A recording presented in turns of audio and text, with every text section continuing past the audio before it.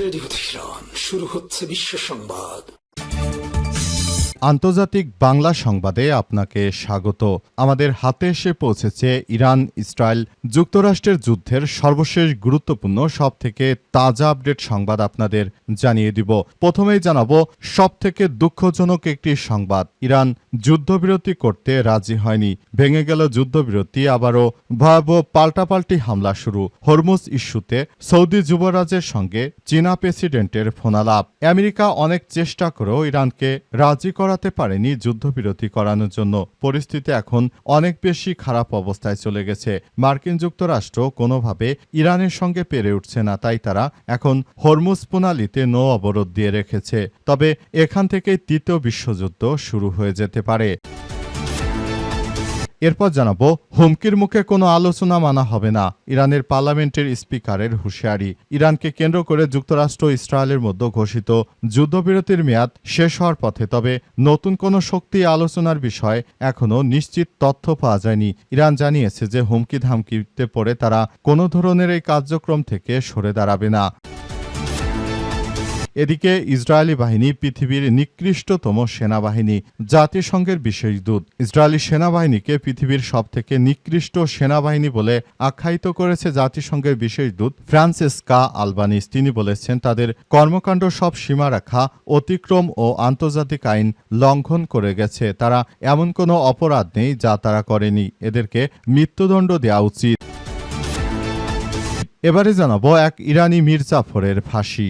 ইসরায়েলের গোয়েন্দা সংস্থা মোসাদের সঙ্গে সংশ্লিষ্টতা এবং ইরানের বর্তমান যারা সরকার রয়েছে তাদের বিরুদ্ধে ষড়যন্ত্র করা এবং ইরানের বিভিন্ন মসজিদে আগুন দেওয়ার মূল হোতা এক ইরানি মির্জাফরের ফাঁসি কার্যকর করছে ইরানের ইসলামী বিপ্লবী গার্ড বাহিনীর সদস্যরা। জানা গেছে ইসরায়েলের গোয়েন্দা সংস্থা মোসাদের সঙ্গে তার নিবিড় যোগাযোগ রয়েছে। জানুয়ারিতে বিক্ষোভের সময় মসজিদে অগ্নিসংযোগের অভিযোগে ওই ব্যক্তির মৃত্যুদণ্ড কার্যকর করেছে ইরান। দেশটির বিচার বিভাগ গণমাধ্যম মিজান জানিয়েছে মৃত্যুদণ্ডপ্রাপ্ত ব্যক্তির নাম আমির আলী মির্জাফারি। তিনি বাংলাদেশের সেই মির্জাফরের মতোই আর একজন মির্জাফর ছিলেন। তবে বাংলাদেশের মির্জাফর ব্রিটিশদের সঙ্গে তিনি ষড়যন্ত্র করে বাংলাদেশিকে বিপদে ফেললেও এই মির্জাফর ধরা পড়ে গেছে ইরানের সেনাবাহিনীর হাতে। এবং সর্বশেষ জানাবো দৌলতপুরে দুষ্কৃতকারীদের গুলিতে বিএনপির স্বেচ্ছাসেবক দল নেতার মৃত্যু, আহত অন্তত 10। কুষ্টিয়ার দৌলতপুরে দুষ্কৃতদের এলোপাতারি গুলিতে বিএনপির স্বেচ্ছাসেবক দলের এক নেতা গুলিবিদ্ধ হয়ে মারা গেছে, পাশাপাশি অন্তত 10 জন গুরুতরভাবে আহত হয়েছে। আজ উপজেলার মরিচা ইউনিয়নের মাঝদিয়ার গ্রামে এই হামলা ও গুলিবর্ষণের ঘটনা ঘটে। প্রিয় দর্শক, এতক্ষণ শুনছিলেন সংবাদ শিরোনাম, এবারে বিস্তারিত।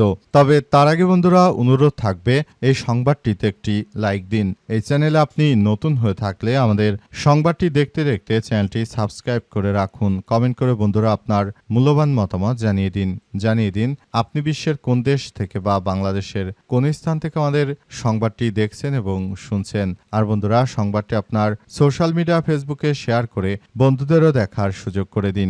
গাজা যুদ্ধে আপনি যদি নিরীহ ফিলিস্তিনিদের ভালোবেসে থাকেন কমেন্টে ইয়েস লিখে পুরো বিশ্বকে আমাদের এই সংবাদটি দেখার সুযোগ করে দিন। আর বন্ধুরা আমাদের এই সংবাদটি আপনার সোশ্যাল মিডিয়া ফেসবুকে শেয়ার করে দিন, যাতে করে আপনার বন্ধু বান্ধবরা আমাদের এই গুরুত্বপূর্ণ আপডেটটি জানতে পারে। আর কমেন্টে ইয়েস লিখে পুরো বিশ্ববাসীকে জানিয়ে দিন আপনি নিরীহ ফিলিস্তিনিদের পক্ষে রয়েছেন। হরমুজ ইস্যুতে সৌদি যুবরাজের সঙ্গে চীনা প্রেসিডেন্টের ফোনালাপ। সৌদি আরবের যুবরাজ মোহাম্মদ বিন সালমানের সঙ্গে ফোনালাপ করেছেন চীনের প্রেসিডেন্ট শি জিনপিং। এর সময় হরমুজ প্রণালী দিয়ে জাহাজ চলাচল স্বাভাবিক রাখার আহ্বান জানিয়েছেন শি জিনপিং। তিনি জানিয়েছেন যে হরমুজ প্রণালী নিরাপদে রাখার জন্য আমাদের এখনই আরও বড় ভূমিকা পালন করতে হবে। তিনি আরও জানিয়েছেন যে হরমুজ প্রণালী অত্যন্ত গুরুত্বপূর্ণ একটি বিষয়। হরমুজ প্রণালী দিয়ে আমাদের জাহাজ চলাচলের ছাড়ার কোনো বিকল্প আমাদের এই মুহূর্তে হাতে নেই। সুতরাং আমরা মনে করি যে এই মুহূর্তে আমাদেরকে অবশ্যই এসব বিষয় খুবই গুরুত্ব সহকারে কাজে লাগাতে হবে। সে সময় চীনের পক্ষ থেকে আরও জানানো হয়েছে যে চীন চায় সৌদি আরবকে নিয়ে একটি শান্তিপূর্ণভাবে আলাদা একটি জোট গঠন করতে। সৌদি আরবের উচিত মার্কিন যুক্তরাষ্ট্রের যে জোটে তারা রয়েছে বর্তমান, এই জোট থেকে তাদেরকে সরে দাঁড়ানো উচিত, যাতে করে ভবিষ্যতে আরও ভালো কিছু হয় এবং তারা ভালো কিছু করতে করতে পারে এমন একটি বিষয় তারা সামনে নিয়ে এসেছে। পুরো মধ্যপ্রাচ্য জুড়ে যে ধরনের একটি সংঘাতময় পরিস্থিতি এবং যে সমস্যাগুলো তৈরি হয়েছে সেগুলো মোকাবেলা করার জন্য আসলে এই মুহূর্তে আমাদের সবাইকে আরও বেশি দায়িত্বশীল ভূমিকা পালন করা উচিত বলে মনে করা হচ্ছে। পুরো মধ্যপ্রাচ্য জুড়ে দখলদার ইসরায়েলি বাহিনী এবং মার্কিন যুক্তরাষ্ট্র যে অবৈধ যুদ্ধ শুরু করেছে, এই অবৈধ যুদ্ধ থেকে আসলে আমাদের সবাইকে বেরিয়ে আসার মধ্য দিয়ে এগিয়ে যেতে হবে বলে সেখানে নিশ্চিত করা হয়েছে এবং সবকিছুর জন্য জায়নবাদী দখলদার ইসরায়েলি বাহিনী জড়িত।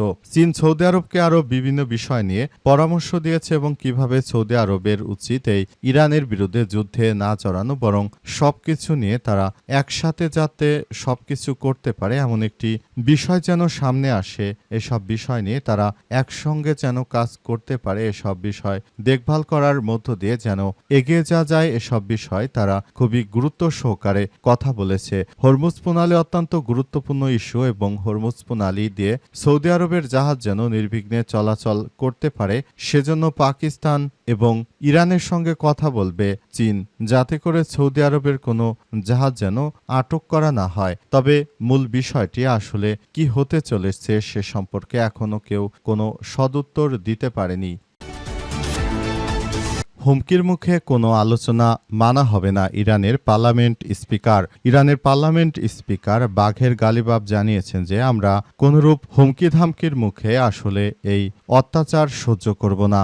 যদি মার্কিন যুক্তরাষ্ট্র আমাদের সঙ্গে কোনো ধরনের অন্যায় অবিচার করে থাকে তাহলে এটি তাদের জন্য জাহান্নামে পরিণত করে দেওয়া হবে বলে নিশ্চিত করা হয়েছে। পুরো বিশ্বজুড়ে এই মুহূর্তে যখন দখলদার ইসরায়েলি বাহিনী তারা যে ধরনের কার্যক্রম চালিয়ে যাচ্ছে এটি কোনোভাবেই আসলে সম্ভব নয়। পুরো মধ্যপ্রাচ্য জুড়ে ইহুদিবাদী ইসরায়েল ও মার্কিন যুক্তরাষ্ট্র তারা অন্যায়ভাবে ইরানের বুকে যে ধরনের আক্রমণ চালিয়েছে এর জন্য তাদেরকে অবশ্যই জবাবদিহি করতে হবে, তা না হলে আমরা যুদ্ধবিরতি মানব না বলে ছাপ জানিয়ে দিয়েছেন তিনি আরও মনে করেন যে পৃথিবীর সবথেকে নিকৃষ্টতম জাতি হচ্ছে এই জায়নবাদী ইহুদিরা। তাদের হয়ে আমেরিকা যে ধরনের যুদ্ধ করে যাচ্ছে এটি আমরা কোনোভাবেই মেনে নিতে পারি না। আমরা শুরু থেকে তাদেরকে জানিয়ে দিয়েছি এর পেছনে আমরা শুরু থেকে যেভাবে কার্যক্রমগুলো চালিয়ে যাচ্ছি আসলে এটি শুরু থেকে আমরা অত্যন্ত গুরুত্ব সহকারে সবকিছু নিয়ন্ত্রণের চেষ্টা চালিয়ে যাচ্ছি। তবে আমরা কখনো মাথা নত করিনি ইহুদিদের কাছে, আমরা ভবিষ্যতে কখনো মাথা নত করব না। এর জন্য আমাদের সবাইকে নিয়ে এখন এই কার্যক্রমগুলো চালিয়ে তারপর পুরোপুরি পরিস্থিতি অত্যন্ত সুন্দরভাবে এগিয়ে নিতে হবে বলে নিশ্চিত করা হয়েছে। ইসরায়েলি সেনাবাহিনী পৃথিবীর নিকৃষ্টতম জাতিসংঘের বিশেষ দূত। ইসরায়েলি সেনাবাহিনীকে পৃথিবীর সবথেকে নিকৃষ্টতম একটি বাহিনী হিসেবে উল্লেখ করেছে জাতিসংঘের বিশেষ দূত। তারা জানিয়েছে যে পৃথিবীতে যত সেনাবাহিনী রয়েছে তাদের মধ্যে সবথেকে নিকৃষ্ট বাহিনী হচ্ছে ইসরায়েলের কুখ্যাত সন্ত্রাসী বাহিনী। এরা সেনাবাহিনী নয়, এরা হচ্ছে সন্ত্রাসী বাহিনী। কারণ এই সন্ত্রাসীরা যেভাবে নিরীহ ফিলিস্তিনিদের উপর অত্যাচার করেছে হামলা, তারপর তাদের উপর এমন কোনো অত্যাচার নেই যেটি তারা করে এই দখলদারদের বিরুদ্ধে এখনই সবাইকে এগিয়ে আসা উচিত বলে মনে করে তারা। সারা বিশ্বটাকে যারা শাসন করতে চায় তারা হচ্ছে এই জায়নবাদী, কিন্তু এদের জনসংখ্যা খুবই সীমিত, মাত্র এত কয়েকজন মানুষ দিয়ে তারা পৃথিবীতে ত্রাসের রাজত্ব কায়েম করতে চায়। এরা যুক্তরাষ্ট্রকে ফান্ডিং দিয়ে যুক্তরাষ্ট্রের সরকারগুলোকে প্রভাবিত করে কিভাবে তারা মুসলিম দেশগুলোর উপর তারা এই ধরনের অত্যাচার করতে পারে এবং এই অত্যাচারের পরিমাণ কিভাবে আরো তীব্র থেকে তীব্র আকারে করা যায়, এসব বিষয়গুলো নিয়ে তারা ভবিষ্যতের দিকে এগিয়ে যেতে পারে। সব বিষয় নিয়ে তারা ইতিমধ্যেই কাজ করতে শুরু করেছে। পুরো মধ্যপ্রাচ্য জুড়ে দখলদার ইসরায়েলি বাহিনী যে ধরনের কার্যক্রমগুলো চালিয়ে যাচ্ছে এটা কোনোভাবেই আমাদের পক্ষে বোঝা সম্ভব হচ্ছে না। এদেরকে একদম মাটির সঙ্গে মিশিয়ে দেওয়ার জন্য এই মুহূর্তে আমাদের সবাইকে আরো বেশি দায়িত্বশীল ভূমিকা পালন করতে হবে। পরিস্থিতি যতই জটিল হোক না কেন দখলদারদের বিরুদ্ধে ইরানকে সর্বাত্মকভাবে কাজ করে যেতে হবে। এক ইরানি মির্জাফরের ফাঁসি। ইসরায়েলের গোয়েন্দা সংস্থা মোসাদের সঙ্গে সংশ্লিষ্টতা এবং জানুয়ারিতে বিক্ষোভের সময় একটি মসজিদে অগ্নিসংযোগের অভিযোগে এক ব্যক্তির মৃত্যুদণ্ড কার্যকর করেছে ইরান। দেশটির বিচার বিভাগের সংবাদ মাধ্যম মিজান জানিয়েছে মৃত্যুদণ্ডপ্রাপ্ত ব্যক্তির নাম আমির আলী মীর জাফারি। তার বিরুদ্ধে তেহরানের কোলহাক মসজিদে অগ্নিসংযোগ এবং রাষ্ট্রবিরোধী কার্যক্রম পরিচালনার অভিযোগ আনা হয়েছে। মিজানের প্রতিবেদনে বলা হয়েছে যে ইরানের সুপ্রিম কোর্ট তার মৃত্যুদণ্ড বহাল রেখেছে এবং আজ ভোরেই সে রায় কার্যকর করা হবে। উল্লেখ্য, জানুয়ারিতে ইরানের বিভিন্ন ইস্যুতে বিক্ষোভ চলাকালে রাজধানী তেহরান সহ বিভিন্ন স্থানে উত্তেজনা ছড়িয়ে পড়ে এবং সেই প্রেক্ষাপটে নিরাপত্তা সংশ্লিষ্ট নানা অভিযোগে একাধিক ব্যক্তিকে গ্রেপ্তার করা হয়। তথ্যসূত্র আল জাজিরার। এই ব্যক্তিগুলো তারা তখন ইরানের জাতীয় মসজিদগুলোতে ঢুকে তারপর আগুন ধরিয়ে দিয়েছিল। বিক্ষোভকারীরা তারা বিভিন্ন মসজিদগুলোতে ঢুকে তারপর আগুন ধরিয়ে পরিস্থিতিকে ঘোলাটে করার চেষ্টা করেছিল। তারা ইরানের সরকারের শাসন ব্যবস্থাকে পছন্দ করত না এবং ইরানের সরকার ব্যবস্থাগুলো ভেঙে ফেলার জন্য বড় ধরনের একটি উস্কানিমূলক কর্মকাণ্ড পরিচালিত করছিল। কিন্তু